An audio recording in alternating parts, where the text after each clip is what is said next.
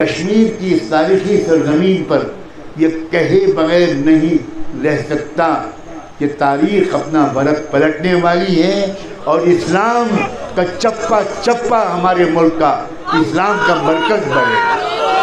ذرے ذرے سے کلمے کی آواز آئے گی، ذرے ذرے سے کلمے کی آواز آئے گی۔ دیر ہماری تمہاری وجہ سے لگ رہی ہے، ہماری کنجوسی کی وجہ سے لگ رہی ہے، ہماری فاسقانہ کیریکٹر کی وجہ سے لگ رہی ہے، ہماری بدنظریوں کی وجہ سے لگ رہی ہے، ہماری زنا کی وجہ سے لگ رہی ہے، ہماری بے پردگی کی وجہ سے لگ رہی ہے۔ ایک قوم کی بیٹیوں جو یہاں موجود ہو، تم میری جگر کے ٹکڑے ہو، میں تم سے کہنا چاہتا ہوں، نام تمہارا خدیجہ اور کردار ناچنے گانے والیوں کا، نام تمہارا عائشہ اور کردار گندی عورتوں کا۔ آج میری بچیوں توبہ کرو، آج میری بچیوں توبہ کرو۔ اور کشمیر کے مسلمانوں، تمہیں پتہ ہے تمہاری رگوں میں اولیاء اللہ کا خون دوڑ رہا ہے، کل کو تم اپنے آباء و اجداد کو کیا جواب دو گے؟ کھڑے ہوں گے امیر کبیر سید علی حمدانی اور پیش کریں گے تم کو اللہ کے سامنے۔ انہوں نے دیکھیے میرے آنے کے بعد انہوں نے حسین و حسن اور حسین کی تہذیب کی دھجیاں اڑائی تھیں۔ دیکھیے ان کے نام فاطمہ تھا اس بچی کا، لیکن یہ ننگی پھرا کرتی تھی، اپنے حسن کی نمائش کرتی تھی، لڑکے اس کے بوائے فرینڈ تھے۔ میں یہ گمان نہیں کرنا چاہتا، مجھے کشمیر سے محبت نہیں ہے، عقیدت ہے، عقیدت۔ میں یہاں کی روحانی فضا سے اپنی روح کو تقویت پہنچانے کی نیت سے آتا ہوں، میں آپ کو فائدہ پہنچانے کی نیت سے بعد میں خود اپنے اندر ایمانی تازگی محسوس کرتا ہوں۔ جب میں قبرستان شہداء کے سامنے سے گزرتا ہوں تو مجھے وہاں کی روحیں تڑپتی ہوئی ملتی ہیں، لگتے ہیں جیسے وہ کہہ رہی ہیں جائیے سمجھائیے ان لوگوں، ہم ان کے لیے مرے ہیں، ہم نے ان کے لیے جان دی ہے، ہم نے ان کے لیے اپنی جوان بیویوں کو بیوہ کیا ہے، اور یہ کیا کر رہے ہیں؟ یہ سودی لین دین کر رہے ہیں، یہ ناچ گانے میں لگے ہیں، یہ موبائل پر غلط تصویریں دیکھ رہے ہیں۔ اے اللہ کے بندو، تم بزرگوں کی اولاد ہو۔ میرا کلیجہ پھٹ گیا جب آج میں نے سنا کہ کشمیر سے زیادہ اس ملک میں شاید سودی لین دین کا رواج کہیں اور نہیں۔ آپ میں سے اکثر کے مکانات بڑے عالیشان نظر آتے ہیں اور بعد میں تحقیق کرنے پہ پتہ چلتا ہے آپ نے سودی لین لیا ہوا ہے۔ آپ بہت سی چمچماتی ہوئی کاروں میں سوار ہوتے ہیں، باہر سے آنے والا خوش ہوتا ہے کہ ہمارے کشمیری بھائی ماشاءاللہ بہت خوشحال ہیں، اور تحقیق کرنے پر معلوم ہوتا ہے ان میں سے 80% کاریں بینک سے لون لے کر لی ہوئی ہیں۔ آپ اللہ سے جنگ کا اعلان کیے ہوئے ہیں، فَأَذَنُوا بِحَرْبٍ مِّنَ اللَّهِ وَرَسُولِهِ۔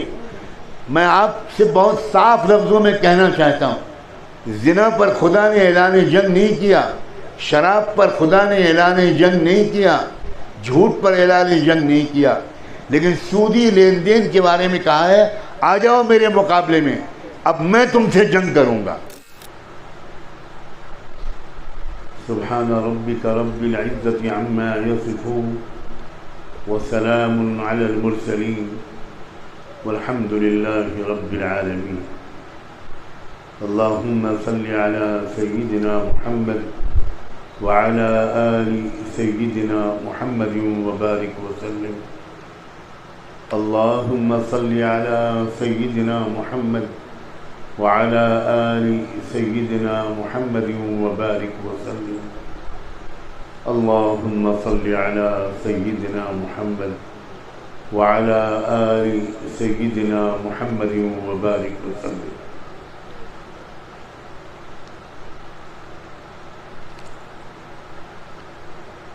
حضرات علماء کرام، خاص طور پر ہم سب کے بزرگ وقت البزرگ المحترم حضرت مولانا رحمۃ اللہ صاحب دامت برکاتہ، بہت ہی محبت اور عزت کے لائق میرے بھائیوں، بہنوں، نوجوان بیٹوں اور بیٹیوں،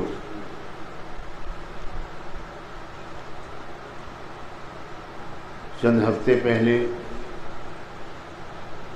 جب پہلی بار میرے پاس یہ نوجوان عالم اس ادارے کے بانی و ناظم مولانا سجاد ندوی آئے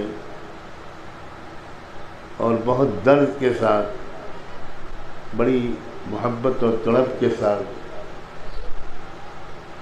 یہاں حاضری کی دعوت دی، کچھ حالات بتائے، تو اگرچہ میری صحت اجازت نہیں دیتی کہ میں اتنا لمبا سفر کروں، مگر ہمارے بزرگوں کا طریقہ ہم نے ہمیشہ دیکھا کہ وہ نوجوانوں کی حوصلہ افزائی کرتے۔ محبت مجھے ان جوانوں سے ہے، ستاروں پہ ڈالتے ہیں جو کمند۔ تو میں نے اپنی مغفرت کی نیت سے سفر کا ارادہ کیا، اور یہ تو مجھے اندازہ بھی نہیں تھا کہ اتنے اولیاء اللہ اور صالحین کی صحبت بھی حاصل ہوگی، اور اتنا پیارا مجمع غلامان مصطفیٰ کا، عاشقان رسول کا، جن میں علماء بھی، پروفیشنل بھی، ڈاکٹر وکیل بھی، تاجر بھی، نوجوان بھی، اور سب سے بڑھ کر خواتین اسلام بھی، جو امت کا مستقبل ہیں اور مستقبل کو بنانے والیاں ہیں۔ یہ تو مجھے اندازہ بھی نہیں تھا۔ اللہ تعالیٰ میری اس حاضری کو میرے لیے بھی اور آپ سب کے لیے بھی برکت کا، خیر کا، مغفرت اور ہدایت کا ذریعہ بنا۔ میں وقت بچانے کی نیت سے الگ الگ طبقات سے بات کروں گا۔ سب سے پہلے میں علماء کی خدمت میں بہت ہی عاجزانہ کچھ گزارشات پیش کرنا چاہتا ہوں۔ علماء کرام سے یہ گزارش کرنا چاہتا ہوں کہ امت پر اپنی شفقت بڑھا دیجیے۔ یہ امت آپ کی ڈانٹ ڈپٹ کی مستحق نہیں ہے، یہ امت آپ کی محبت اور شفقت کی پیاسی ہے۔ اس کا دل دکھانے کے لیے دشمنان اسلام ہی بہت ہے۔ اس امت کو جوڑیے، اختلافات والی باتیں مت کیجیے۔ تو برائے وصل کردن آمدی، نئے برائے فصل کردن آمدی۔ آپ کا ہر جملہ مرہم لگانے والا ہو، فاصلوں کو کم کرنے والا ہو، امت کو جوڑنے والا ہو۔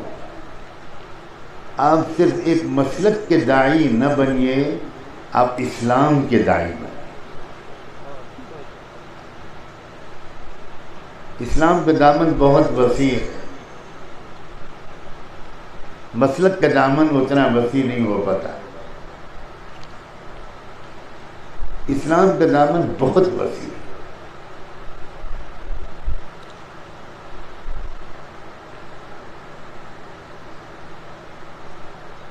لوگوں کی سمجھ میں جو باتیں آئیں، جو دلیلیں آئیں، جو طرز گفتگو آئے، اس طریقے پر لوگوں سے بات کیجیے۔ کلم الناس علی قدر عقولہ۔ ہر زمانے میں لوگوں کے سمجھنے کا انداز بدل جاتا ہے، ان کے ذہنوں کے سوالات بدل جاتے ہیں۔ اس وقت کے ایجوکیشنل سسٹم نے اور مجموعی طور پر پورے ماحول نے بہت شکوک و شبہات پیدا کر دیے ہیں ہمارے نوجوان اسٹوڈنٹس کے ذہن و دماغ میں اسلام کے بارے میں۔ اب تو کئی چینل چل رہے ہیں صرف اسی مقصد سے کہ ان ٹی وی چینلوں کا مقصد آپ کو خبروں سے آگاہ کرنا نہیں ہوتا، آپ کے دل میں اسلام کے بارے میں شکوک و شبہات کا پیدا کرنا ہوتا ہے۔ سیدنا محمد الرسول اللہ صلی اللہ علیہ وآلہ وسلم کے کردار کو معاذ اللہ مجروح کرنا ہوتا ہے۔ ہمارے نوجوان بڑے زبردست خطرے میں. ہم لوگ جو صرف مدرسوں میں پڑھے ہیں، میں علماء سے یہ بات ان کی جوتیاں اٹھا کر عرض کرنے کی اجازت چاہتا ہوں کہ آپ ان نوجوانوں کی کیفیت کو نہیں سمجھ سکتے. ہم لوگ پر اللہ نے بہت کرم فرمایا، ہم بڑے محفوظ ماحول میں پڑے. ہمارے ماں باپ نے ہم کو بچپن سے ایمان سکھایا، توحید سکھائی، آخرت کی فکر سکھائی، عشق رسول سکھایا، اتباع سنت سکھائی، بزرگوں کا ادب سکھایا، غیبی نظام پر یقین سکھایا. پھر ہم ماں کی گود سے نکلے، گھر سے باہر نکلے تو مکتب میں گئے، اور کاش کہ ہم لوگ مکتب کی قدر کریں اور کشمیر میں مکتب کی کمی کو پورا کرنے کا آج یہ اجلاس اللہ سے عہد کرے. مکتب وہ جگہ ہوا کرتی تھی جہاں معصوم بچوں کو اللہ کا ولی بنایا جاتا تھا. مکتب کا ہر استاد بچوں پر شفقتوں کی بارش نشاور کرتا تھا، اور ہر بچہ اپنے استاد کے ہاتھ چومتا تھا، جوتیاں سیدھی کرتا تھا، ادب و احترام کرتا تھا، دعاؤں کی گزارش کرتا تھا. آج کے بچے جو سیدھے 2.5 ساڑھے 3 سال کی عمر میں اسکول چلے جاتے ہیں، انگلش میڈیم اسکول چلے جاتے ہیں، وہ بچے کیسے سمجھیں مکتب کی محبتوں کو، کیسے سمجھیں مکتب کی روحانیت کو، مکتب کی تربیت کے گہرے اثرات کو. حضرات علماء سے گزارش ہے، اور اگر میں یہ گزارش کر کے بے ادبی کر رہا ہوں تو میں پہلے ہی معافی مانگتا ہوں. لیکن میرا اندازہ یہ ہے کہ اسکول کالج جانے والے کشمیری نوجوان بچے اور بچیاں، ان کو مکتب کی ابتدائی تعلیم سب کو نہیں مل پا رہی. ان کو وہ شفقت بھرا ماحول، روحانیت بھرا ماحول، صحابہ کی کہانیاں، نبیوں کے واقعات، بزرگوں کے تجربات نہ ان کی مائیں سنا رہی ہوں گی، نہ ان کے والد استاد سنا رہے ہیں.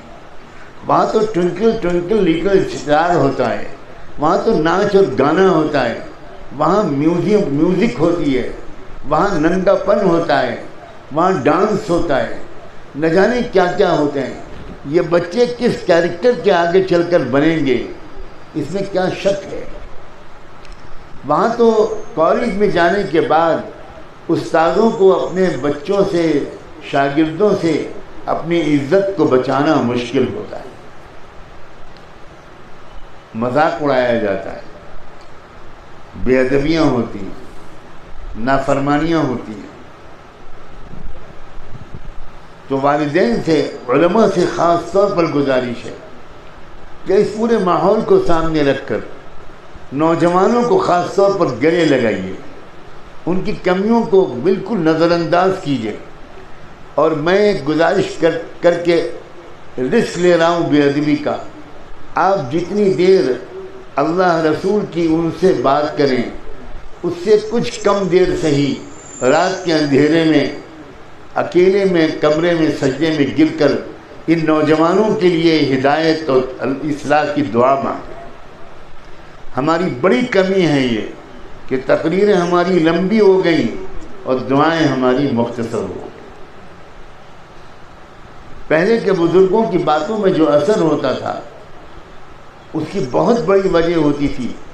وہ جتنی دیر ہمارے سامنے اللہ کا تذکرہ کرتے تھے، اتنی ہی دیر وہ اللہ کے سامنے ہماری باتیں کرتے. یہ عادت چھوٹ گئی. میں علماء کی خدمت میں یہ بات عرض کر رہا ہوں. شفقت، محبت، پیار، عفو، درگزر، معاف کرنا، گلے لگانا. ایک واقعہ سنانا چاہتا ہوں. پتہ نہیں وقت کتنا ہے.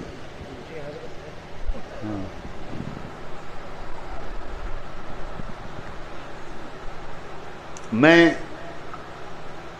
آج سے تقریباً 44 سال پہلے یا 45 سال پہلے ملک شام گیا.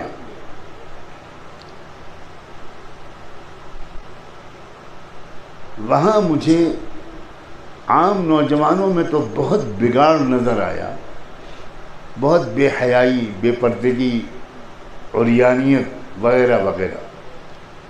لیکن کچھ نوجوانوں میں مجھے تقوی کا نور نظر آیا، بہت پاک دامن نوجوان بچے.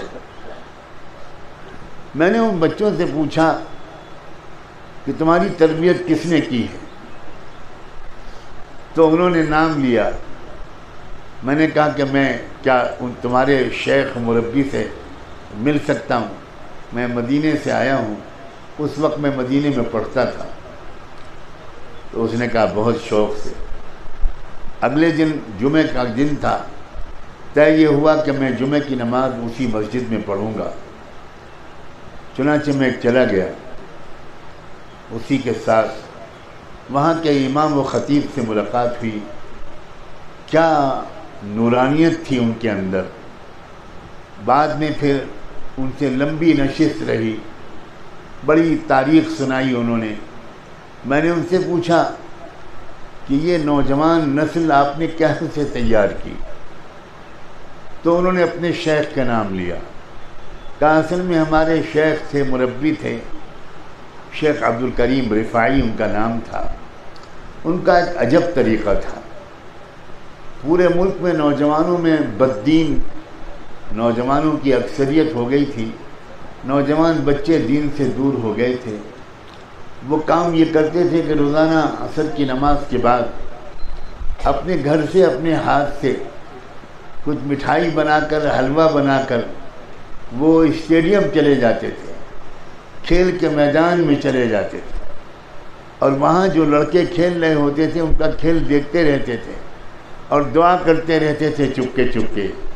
اور جب میچ ختم ہوتا تھا تو ان بچوں کو بلا کر ان کو سینے سے لگاتے تھے، ان کو پیار کرتے تھے اور ان کو مٹھائی اور حلوہ کھلاتے تھے. اور ان سے کہتے تھے بچوں تم لوگ تو قوم کا مستقبل ہو، میں تو تم کو دیکھ کر آنکھیں ٹھنڈی کرنے کے لیے آتا ہوں. علماء غور سے سنیں، کوئی نصیحت نہیں کرتے تھے. اس جملے کو میں پھر دوہراؤں، نصیحت نہیں کرتے تھے، کوئی دینی تقریر نہیں کرتے تھے، بس بچوں کو پیار کرتے تھے، بچوں کو مٹھائی کھلاتے تھے.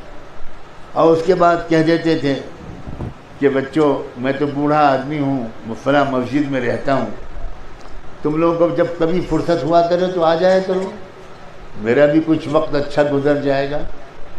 تو لڑکے ان کی شفقت، پیار اور محبت اور اخلاق سے اتنے متاثر ہوتے تھے کہ ان کے پاس آنا شروع ہو گئے. 2 آئے، 4 آئے، 10 آئے، 20 آئے، 50 آئے، 200 آئے، 500 آئے. لڑکوں کا ہجوم پروانوں کی طرح ان کے اوپر ٹوٹنے لگا. اور وہ بھی جب وہاں آتے تھے بچے تو بس ان کو کھلاتے پلاتے تھے، پیار کرتے تھے، کہتے تھے بچوں بس تم کو دیکھ کر امید ہوتی ہے کہ انشاءاللہ اسلام پھیلے گا. حالانکہ وہ لڑکے ہاف پینٹ پہنے ہوئے، نماز بھی نہیں پڑھتے اور بظاہر بڑے بے دین، لیکن وہ کوئی کچھ نہیں. پوچھتے تھے نام تمہارا کیا ہے؟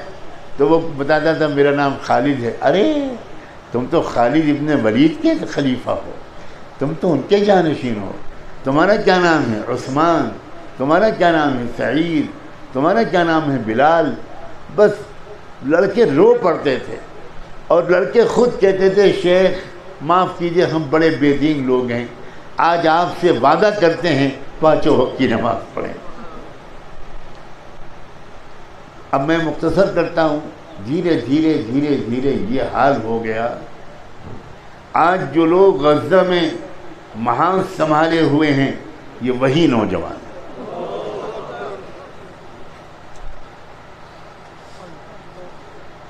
کاش کہ ہم مولویوں نے اپنے نوجوانوں کو محبت زیادہ دی ہوتی، نصیحتیں کم کی. محبت فاتح عالم ہے، نصیحت فاتح عالم نہیں ہے. نصیحت تو بعض وقت اگر صحیح انداز سے نہ دی جائے تو فاصلوں کو بڑھا دیتی ہے اور محبت فاصلوں کو کم کر دیتی ہے۔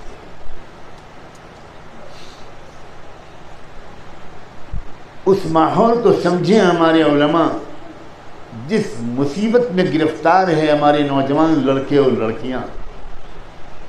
ہم نے اسلامی مزاج کے اسکول نہیں کھولے، ہم نے اسلامی ماحول کے کالج نہیں قائم کیے، اسلامی مزاج کی یونیورسٹیاں نہیں قائم کی، کچھ ہماری کم ہمتی اور کچھ ہماری مجبوریاں۔ اب لڑکے مجبور ہیں، آپ ان کو روک نہیں سکتے، وہ کالج بھی جائیں گے، اسکول بھی جائیں گے، یونیورسٹی بھی جائیں گے۔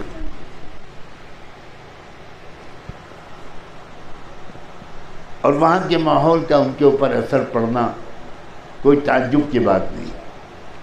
اس لیے نوجوانوں کو بس گلے سے لگانا، حوصلہ افزائی کرنا اور امید والی باتیں ان سے کرنا۔ آپ میں والدین بھی بیٹھے ہیں، سینکڑوں اور ہزاروں کی تعداد۔ آپ صاحب اولاد ہیں، آپ باپ بھی ہیں اور مائیں بھی بیٹھی ہیں۔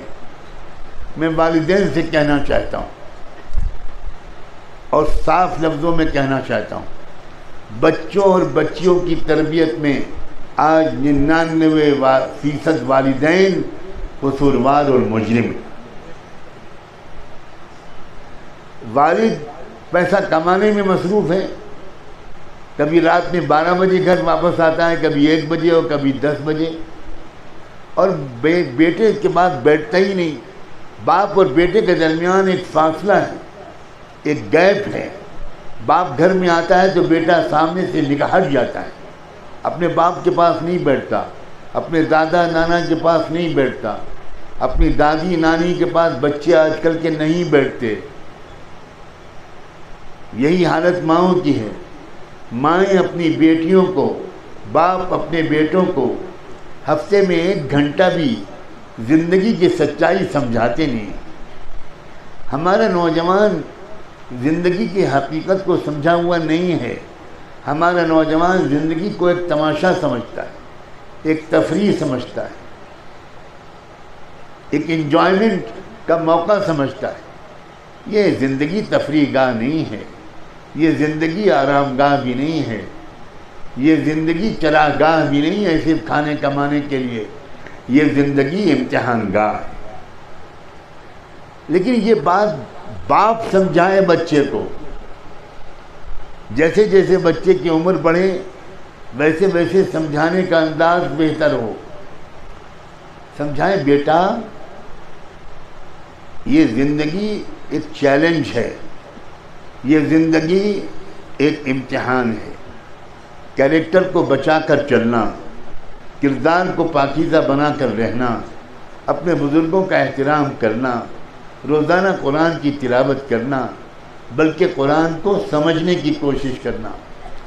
میں کس طرح اپنے غم اور تکلیف کا اظہار اس پر کروں کہ 99% مسلمان اللہ کا کلام نہیں سمجھتے۔ آپ بتائیے کیا اس کا کوئی جواز ہے؟ یہ کیوں سمجھا ہوا ہے آپ نے کہ قرآن کا سمجھنا صرف علماء کا کام ہے، آپ کا کام صرف قرآن کی تلاوت ہے؟ یہ کیوں آپ نے سمجھا ہوا ہے؟ قرآن صرف تلاوت کی کتاب نہیں ہے، قرآن زندگی گزارنے کا سلیقہ سکھانے والی کتاب ہے۔ قرآن گائیڈ بک ہے۔ قرآن سکھاتا ہے کہ غصے کو قابو میں کیسے کرو، قرآن سکھاتا ہے کہ نگاہوں کو قابو میں کیسے رکھو، قرآن سکھاتا ہے جذبات پاکیزہ کیسے رکھو، قرآن سکھاتا ہے اپنی کمائی کو پاکیزہ کیسے رکھو، حلال کیسے رکھو۔ قرآن سکھاتا ہے کہ سودی لین دین سے ہزاروں میل دور بچو۔ میرا کلیجہ پھٹ گیا جب آج میں نے سنا کہ کشمیر سے زیادہ اس ملک میں شاید سودی لین دین کا رواج کہیں اور نہیں ہے۔ آپ میں سے اکثر کے مکانات بڑے عالیشان نظر آتے ہیں اور بعد میں تحقیق کرنے پہ پتہ چلتا ہے آپ نے سودی لین لیا ہوا ہے۔ آپ بہت سی چمچماتی ہوئی کاروں میں سوار ہوتے ہیں۔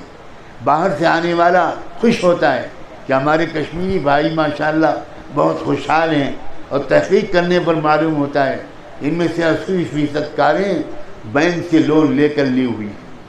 آپ اللہ سے جنگ کا اعلان کیے ہوئے ہیں. فَأَذَنُوا بِحَرْبٍ مِّنَ اللَّهِ وَرَسُولِهِ. میں آپ سے بہت صاف لفظوں میں کہنا چاہتا ہوں، زنا پر خدا نے اعلان جنگ نہیں کیا، شراب پر خدا نے اعلان جنگ نہیں کیا، جھوٹ پر اعلان جنگ نہیں کیا، لیکن سودی لین دین کے بارے میں کہا ہے آ جاؤ میرے مقابلے میں، اب میں تم سے جنگ کروں گا. اللہ سے لڑنے پر آمادہ ہیں آپ. اس کے بعد کہتے ہیں کشمیر کے سیاسی حالات خراب ہیں. اس کے بعد کہتے ہیں کہ حکومتیں ہم پر ظلم کر رہی ہیں. ابھی اور ظلم کریں گی اگر آپ نے سود نہ چھوڑا. ابھی خون کی ندیاں نہ جانے کتنی بہیں گی اگر آپ نے سودی لین دین نہ چھوڑا. سودی لین دین آپ کیوں لیتے ہیں؟ اس لیے نہیں لیتے کہ آپ بھوکے مر رہے تھے اس کے بغیر. آپ اس لیے لیتے ہیں کہ عالیشان مکان آپ سودی قرضے کے بغیر نہیں بنا سکتے. اپنی جائز آمدنی سے آپ چھوٹا مکان بنا سکتے ہیں، اور آپ چھوٹے مکان پر راضی نہیں ہیں.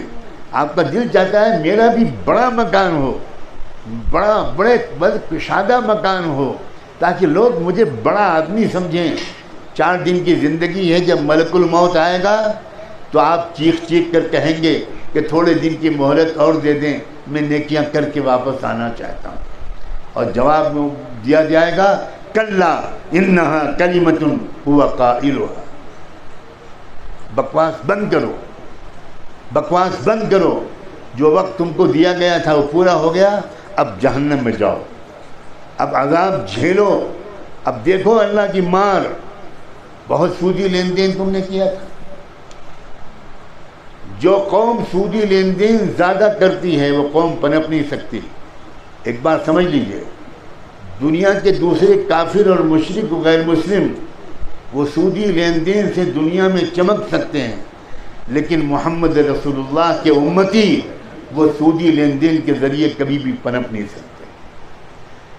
آپ کے لیے الگ قانون ہے. یاد رکھیے، آپ کیوں مشرکوں کی نقل کر رہے ہیں؟ آپ کیوں یہود و نصارہ کی نقل کر رہے ہیں؟ آپ کو اگر اللہ نے بہت امیر نہیں بنایا تو آپ اللہ سے ناراض کیوں ہیں؟ آپ اللہ کے فیصلے پر راضی رہیے. چھوٹے سے مکان میں رہیے، کرائے کے مکان میں رہیے، جھونپڑی میں رہیے، لیکن سودی لین دین مت کیجیے. اپنے بچوں کو یہ بتائیے کہ بیٹا کبھی سودی لین دین مت کرنا، کبھی سودی قرضہ مت لینا.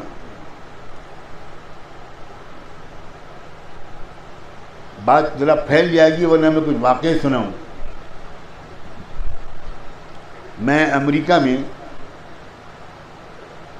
اقوام متحدہ UNO کے بلائے ہوئے کے اجلاس میں گیا. 1100 لوگ بلائے گئے تھے، پوری دنیا کے مختلف مذہبی رہنما.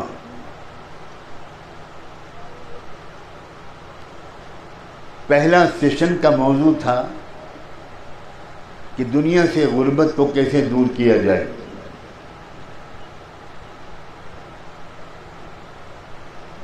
اللہ کی توفیق سے جب میری باری آئی تو میں نے ہر مقرر کو صرف 11 منٹ دیے گئے تھے. اور یہ بھی دلچسپ بات ہے کہ 11 منٹ میں ہم لوگوں کو دنیا سے غریبی کو مٹانا تھا. میں نے اپنی تقریر 10.5 منٹ میں مکمل کر دی اور صرف یہ بات سمجھانے کی کوشش کی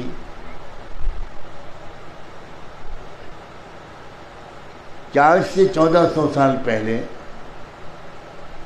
دنیا میں ایک غریب ترین قوم کی غریبی کو دور کرنے کا بڑا کامیاب تجربہ ہوا تھا.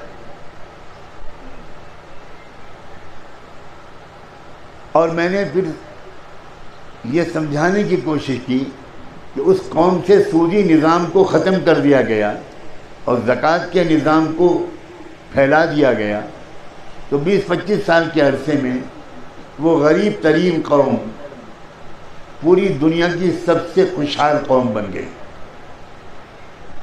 تو جب میں اپنی تقریر کر کے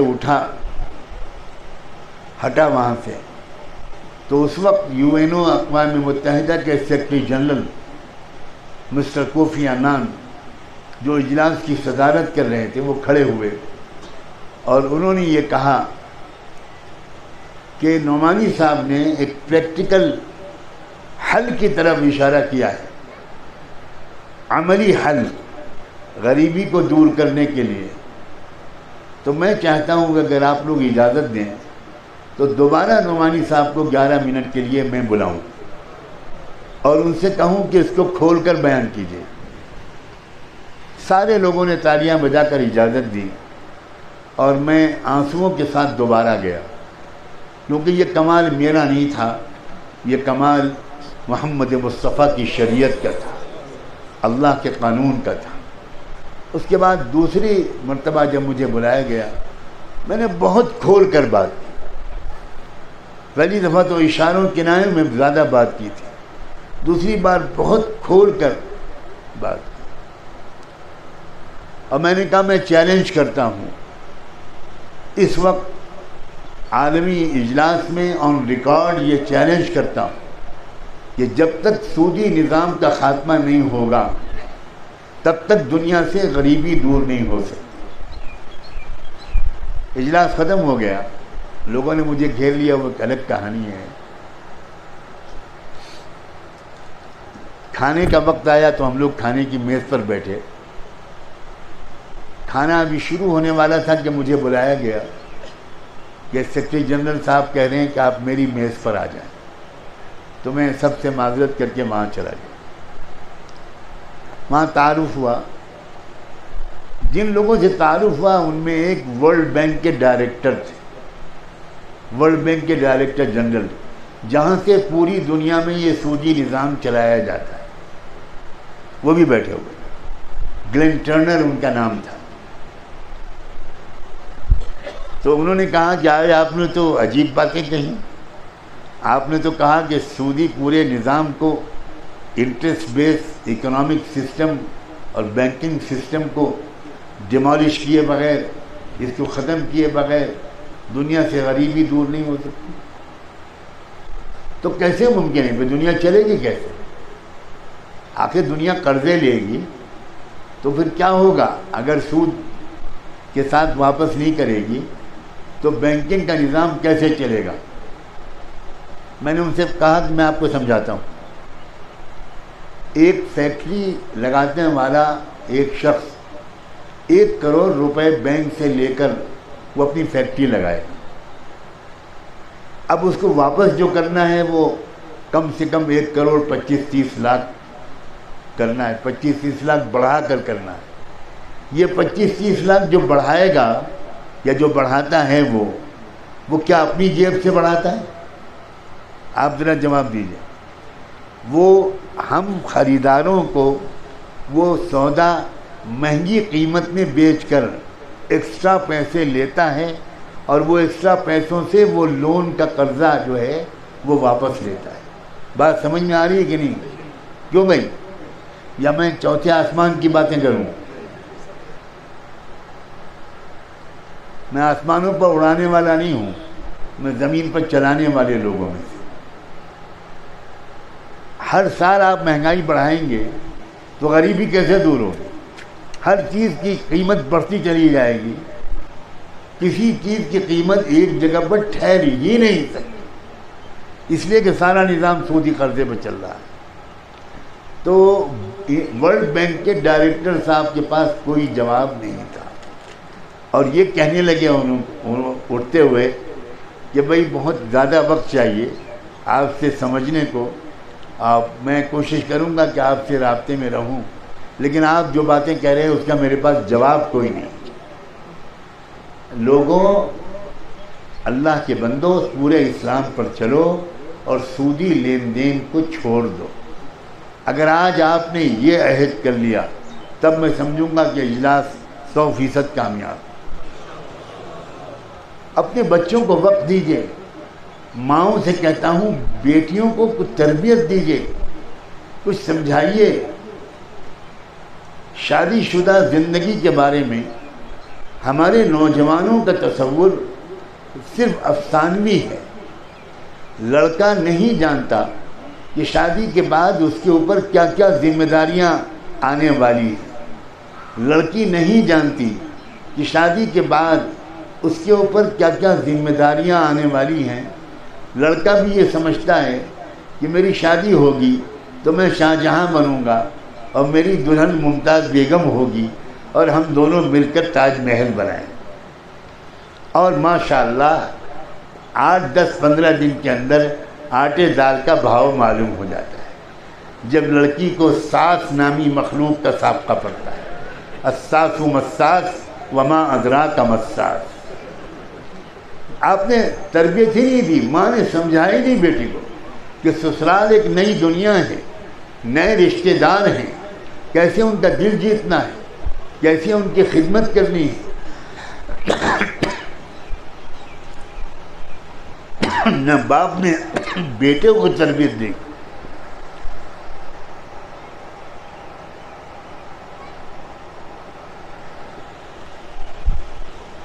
نہ باپ نے بیٹے کو زندگی کی سچائیوں سمجھائیں۔ باپ کماتا ہے اور بیٹا اڑاتا ہے، بیٹا نہیں جانتا کہ کتنی مشکل سے باپ کما کر لاتا ہے۔ اس لیے والدین سے کہتا ہوں اپنے بچوں کی تربیت کیجیے، ان کو وقت دیجیے، چاہے ہفتے میں ایک بار ان کے ساتھ چھٹی کے دن بیٹھیے، 1-2 دن ان کے ساتھ بیٹھیے، پیار محبت سے زندگی کی سچائیاں ان کو سمجھائیے، قریب کیجیے۔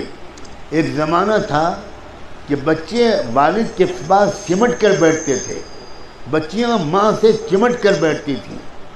ماں اور باپ تو چھوڑیے، دادا اور دادی کے پاس، نانا اور نانی کے پاس بچے شوق سے آتے تھے کہ دادی اماں کوئی کہانی سنائیے، دادا ابا کوئی قصہ سنائیے۔ یہ رواج تھا، اب بالکل یہ رواج ختم ہو چکا ہے۔ کیوں بھائی میں صحیح کہہ رہا ہوں؟ نوجوان بچے اپنے باپ کے پاس نہیں بیٹھتے، اور باپ نے بھی اپنے کو ایسا جلالی بنا رکھا ہے کہ باپ جب گھر میں آتا ہے تو یہ نہیں سمجھ میں آتا بچوں کے کہ باپ آیا ہے یا تھانے دار صاحب آئے ہیں، ایس پی صاحب آئے ہیں۔ ایسا ماحول گھر کا بننا چاہیے، یہ اسلام سکھاتا ہے۔ گھر میں محبتوں کا ماحول ہو، خوشیوں کا ماحول ہو، ہنسی مذاق کا ماحول ہو، دوریاں نہ ہوں۔ یہاں تاجر حضرات بھی بیٹھے ہیں۔ تاجر حضرات سے مجھے یہ کہنا ہے کہ آپ کی تجارت کا مقصد کیا ہے؟ شاندار مکان بنانا، بہترین کپڑے بنانا، بہت اچھا فرنیچر آپ کے ڈرائنگ روم میں اور ڈائننگ ہال میں ہو، اپنی بیٹی کی شادی پر کروڑوں روپے لٹا دینا، یہ آپ کی تجارت کا مقصد ہے؟ میں اور کچھ نہیں کہنا چاہتا، مسلمان تاجر کا یہ مقصد نہیں ہو سکتا۔ آپ تاجر تو ہیں لیکن ابھی مسلمان بننے میں کسر ہے۔ سمجھ رہے ہیں تاجر حضرات؟ تاجر جو تجارت کرتے تھے وہ عیاشیوں کے لیے نہیں کرتے تھے، وہ تاجر کرتے تھے اسلام کی کام کو تقویت پہنچانے کے لیے، وہ تاجر تجارت کرتے تھے غریبوں کی خدمت کے لیے۔ آپ نے وہ واقعہ سینکڑوں بار اپنے بزرگ علماء سے سنا ہوگا کہ ایک صحابی آئے، اللہ کے رسول کی خدمت میں حاضر ہوئے اور آ کر کچھ اپنی پریشانی کا اظہار کیا۔ حضور سمجھ گئے، آپ نے فرمایا تم ایسا کرو، عثمان کے پاس چلے جاؤ اور بتا دینا کہ میں نے بھیجا ہے، اور اپنی پریشانی کا اظہار عثمان سے کر دینا، وہ تمہاری مدد کرے گا۔ وہ بیچارہ آدمی بڑی امید کے ساتھ حضرت عثمان کے گھر پہنچا، لیکن جب وہ دروازے پر پہنچا تو اس کو اندر سے کچھ آوازیں آئیں، تو اس نے انتظار کیا کہ آوازیں خاموش ہو جائیں تب میں دروازے پہ دستک دوں، لیکن جو آوازیں سنائی پڑی اس سے اس نے یہ سمجھا کہ حضرت عثمان اپنی بیوی کو ڈانٹ رہے ہیں کہ تم نے چراغ کو بجھا کیوں نہیں دیا، چراغ کو اتنی دیر سے کیوں بجھایا، اس کا تیل جو جلتا رہا اس کا کون حساب دے گا؟ تو وہ انہوں نے دروازے پہ دستک نہیں دی اور واپس لوٹ آئے رسول اللہ کے پاس صلی اللہ علیہ وآلہ۔ ذرا اس کی آواز بڑھوا دیجیے، ذرا بہت زور سے بولنا پڑ رہا ہے۔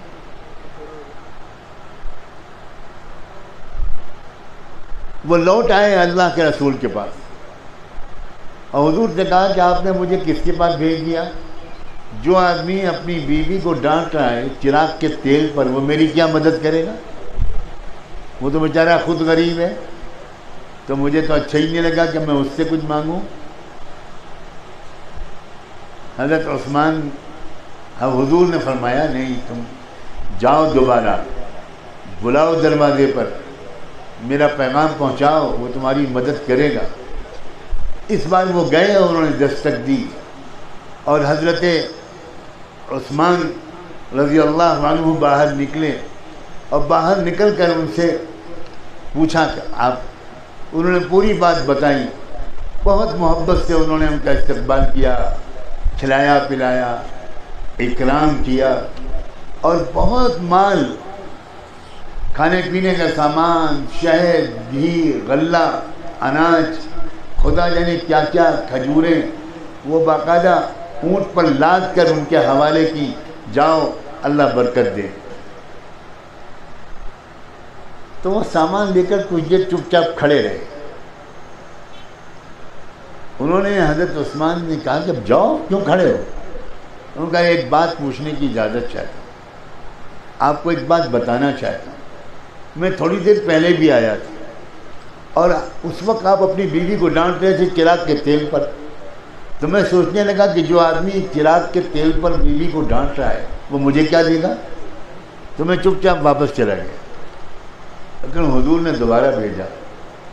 تو ایک بات بتائیے، جب آپ کو اللہ نے اتنا مال دیا ہے تو آپ چراغ کے تیل پر اپنی بیوی کو کیوں ڈانٹ رہے تھے؟ تب جواب دیا حضرت عثمان، تاجروں سنو۔ حضرت عثمان نے کہا بے شک ہم کاروبار کرتے ہیں، بے شک ہم مال کماتے ہیں، لیکن ہم مال اپنے عیش و عشرت کے لیے نہیں کماتے، میں تم جیسے بھائیوں بہنوں کی خدمت کے لیے ہم لوگ کماتے ہیں، اللہ کے دین کا کام آئے ہمارا یہ مال، اس لیے کماتے ہیں۔ میں جب بھی کشمیر آتا ہوں، اور کشمیر کیا اکثر علاقے کے مسلمانوں کا یہی حال ہو گیا ہے، بڑا دل دکھتا ہے، بہت احساس ہوتا ہے کہ یہ بات پوری طرح شاید سب لوگوں کی سمجھ میں نہیں آئی۔ آپ ذرا تھوڑا سا اس معاملے میں نظر ثانی کیجیے۔ میں بڑی محبت سے تاجر حضرات سے کہتا ہوں، ایک تو غیر سودی کاروبار کیجیے، کاروبار بالکل سچائی کے ساتھ ہو، ایمانداری کے ساتھ ہو۔ دوسرے جو کچھ کمائیے اس میں سے اچھا خاصا اسلام کے تقاضوں پر لگائیے۔ اسلام کے تقاضے مدرسے بھی ہیں، قبرستان بھی ہیں، اسکول بھی ہیں، کالج بھی ہیں، یونیورسٹیاں بھی ہیں، اور بہت میدان ہیں۔ جب آپ اپنے بڑوں سے پوچھیں گے کہ میں اپنا مال لگانا چاہتا ہوں، تو لوگ آپ کو بتائیں گے فلاں فلاں جگہ اس وقت سب سے زیادہ خرچ کی ضرورت ہے۔ سچی بات یہ ہے، ملکی حالات تبدیل کیے جا سکتے ہیں اگر مال کے خرچ کی ترتیب بہتر ہو جائے۔ کاش اس جملے کو چند لوگ یہاں سمجھنے والے موجود۔ ملکی حالات تبدیل کیے جا سکتے ہیں اگر مال کے خرچ کرنے کی ترتیب درست ہو۔ ہمارے ملک کی سیاست نظریات کی بنیاد پر بہت کم اور مال کی بنیاد پر زیادہ چل رہی ہے۔ ایک آدمی صبح کسی سیاسی پارٹی میں ہوتا ہے، شام کو پارٹی بدل لیتا ہے۔ نظریات کا مسئلہ نہیں ہے، مفادات کا مسئلہ ہے۔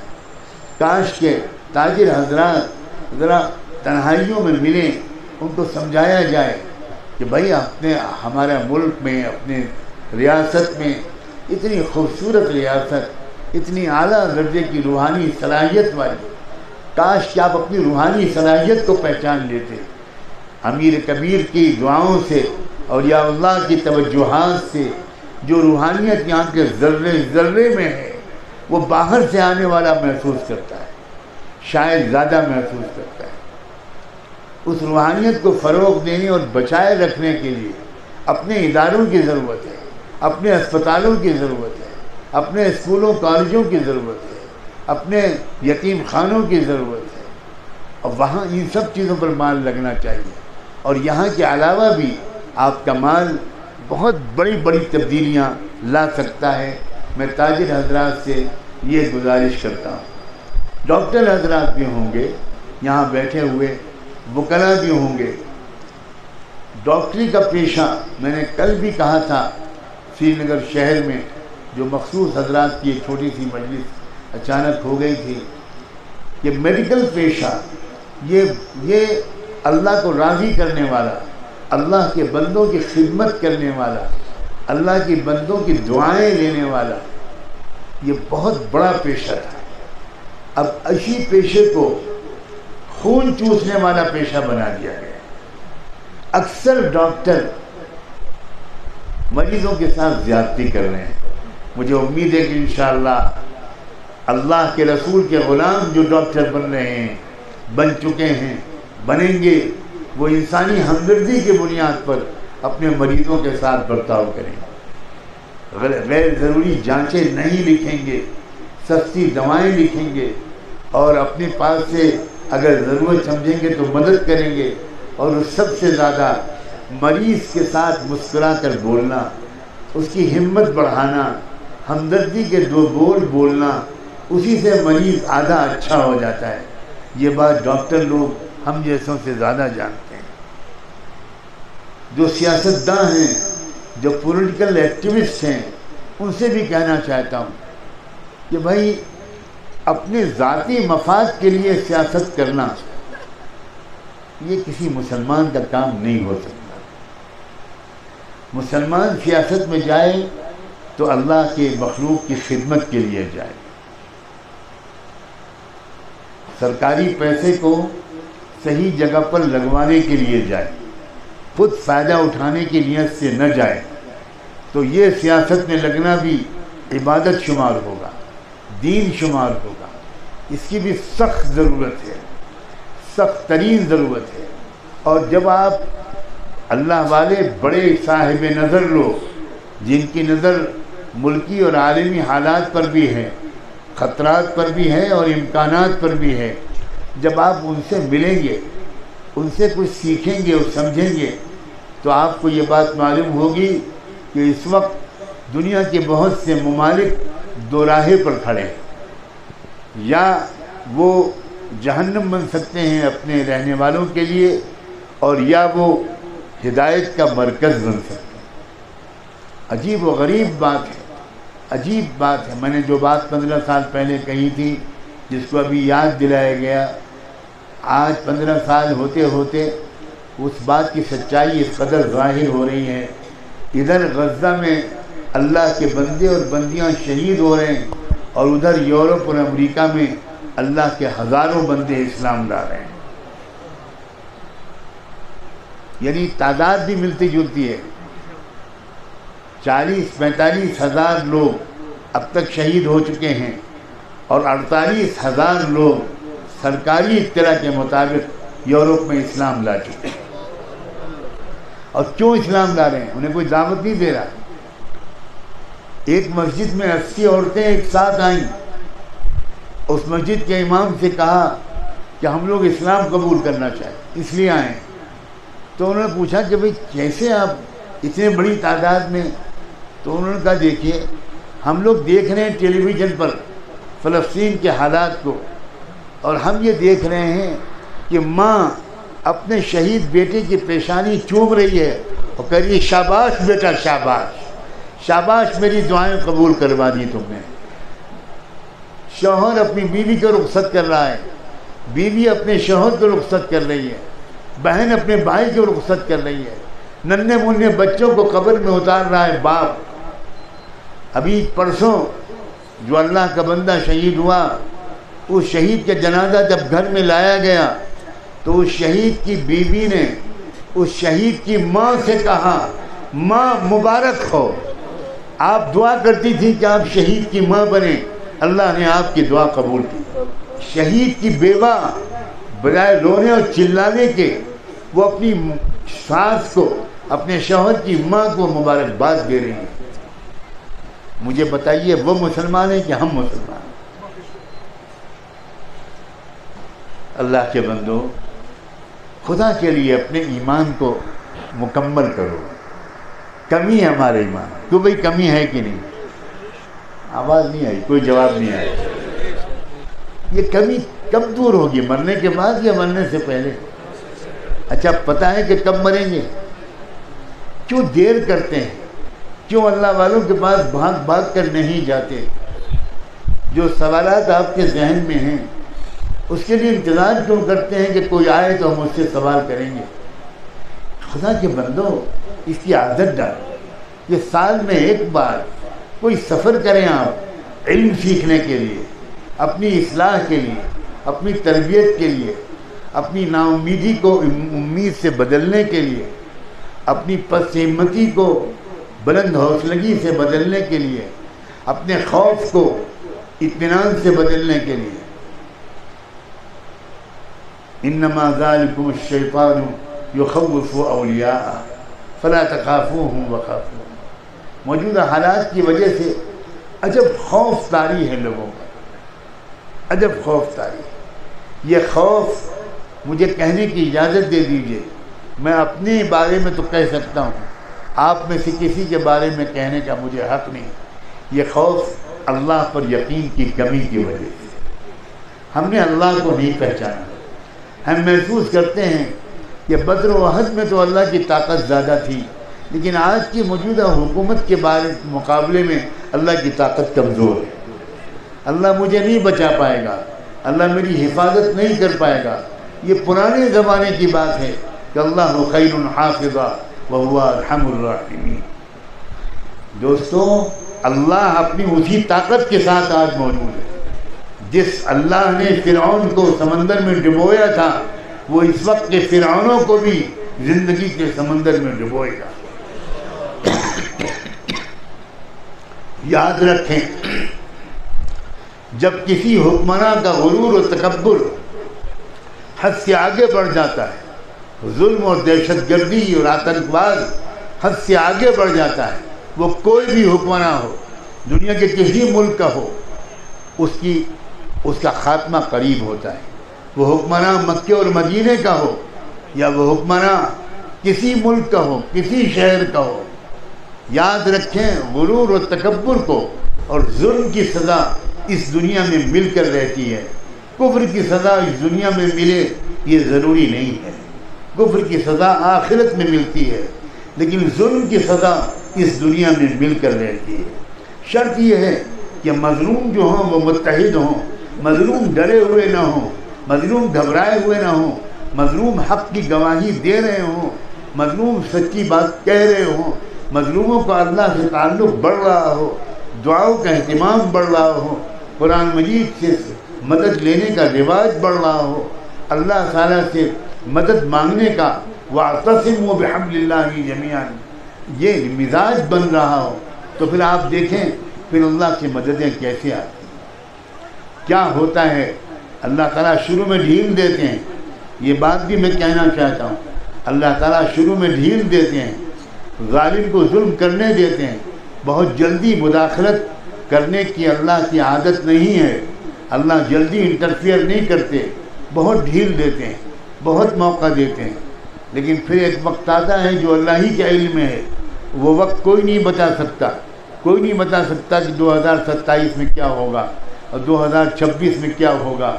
جو لوگ سن کی تعیین کے ساتھ بتاتے ہیں وہ قرآن و سنت کے خلاف کرتے ہیں، لیکن جو لوگ سن کی تعیین کے بغیر پورے یقین کے ساتھ کہتے ہیں کہ الا ان نصر اللہ کی قریب، وہ بالکل سچ کہتے ہیں.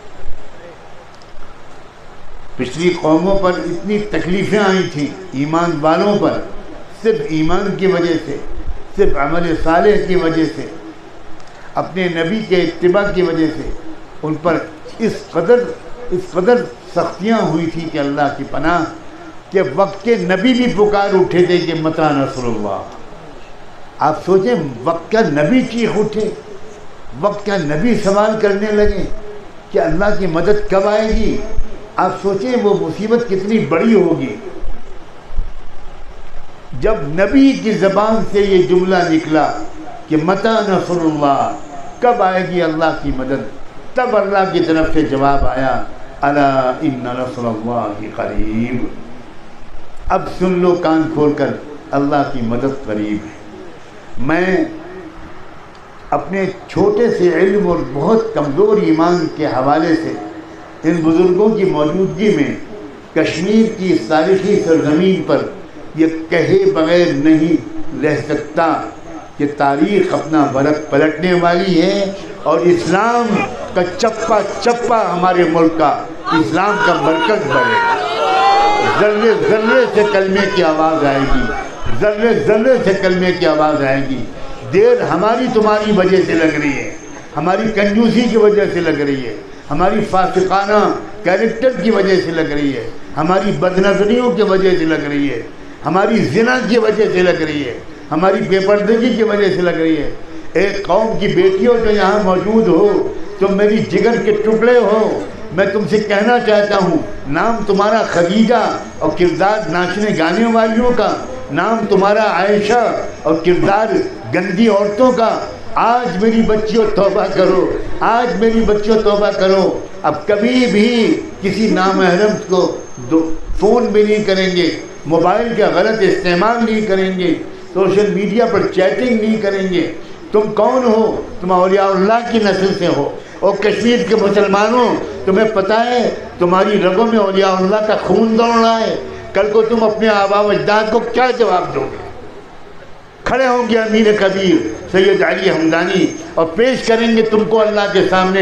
इन्होंने देखिए मेरे आने के बाद इन्होंने हुसैन और हसन और हुसैन की तहजीब की धज्जियाँ उड़ाई थी।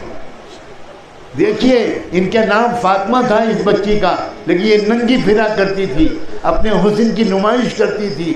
लड़के इसके बॉय फ्रेंड थे। मैं ये गुमान नहीं करना चाहता, मुझे कश्मीर से मोहब्बत नहीं है, अक़ीदत है अक़ीदत। मैं यहाँ की रूहानी फ़िज़ा से अपनी रूह को तक़वियत पहुँचाने की नीयत से आता हूँ। मैं आपको फ़ायदा पहुँचाने की नीयत से बाद में खुद अपने अंदर ईमानी ताज़गी महसूस करता हूँ। जब मैं कब्रिस्तान शुहदा के सामने से गुजरता हूँ तो मुझे वहाँ की रूहानी रूहें तड़पती हुई मिलती हैं। लगता है जैसे वो कह रही हैं जाइए समझाइए इन लोगों, हम इनके लिए मरे हैं, हमने इनके लिए जान दी है, हमने इनके लिए अपनी जवान बीवियों को बेवा किया है। और ये क्या कर रहे हैं? ये सूदी लेन देन कर रहे हैं, ये नाच गाने में लगे हैं, ये मोबाइल पर गलत तस्वीरें देख रहे हैं। ए अल्लाह के बंदो, तुम बुजुर्गों की औलाद हो, तुम औलिया-उल्लाह की नस्ल से हो। बिला वजह किसी ने नहीं कहा था कि अगर फिरदौस बरूए ज़मीं हमी हंसो हमी हंसो हमी हंस, लेकिन तुम उस जन्नत को जहन्नम बना देने पर तुले हुए। आज अल्लाह हम सबको सच्ची पक्की तौबा नसीब करे। ऐसी तौबा कि उठने से पहले अल्लाह फरिश्ते भेज दे और कह दे कि फरिश्तों जाओ जाओ रियाज़ुस सालिहीन के जलसे में जाकर ऐलान करो, जाओ कह दो मेरी तरफ से, अल्लाह की तरफ से कि जाओ क़ूमू मग़फ़ूरन लकुम क़द बुद्दिलत सय्यातुकुम हसनात, तुम सबको मैंने माफ़ कर दिया और तुम्हारे गुनाह नेकियों से बदल गए। मर्दों के भी, औरतों के भी, जवानों के भी, बूढ़ों के भी, ताजिरों के भी, डॉक्टरों के भी, वकीलों के भी, उलमा के भी, माँ बाप के भी, भाई बहनों के भी, नए शादीशुदा जोड़ों के भी, और जिनकी शादी अभी नहीं हुई मेरे अजीज़ उन नौजवानों के भी। मेरा ख्याल है अब हम लोग हाथ उठाएं दुआ के लिए। है इजाज़त? अभी और कुछ होना है प्रोग्राम? इस वक्त थोड़ी सी दुआ हो जाती।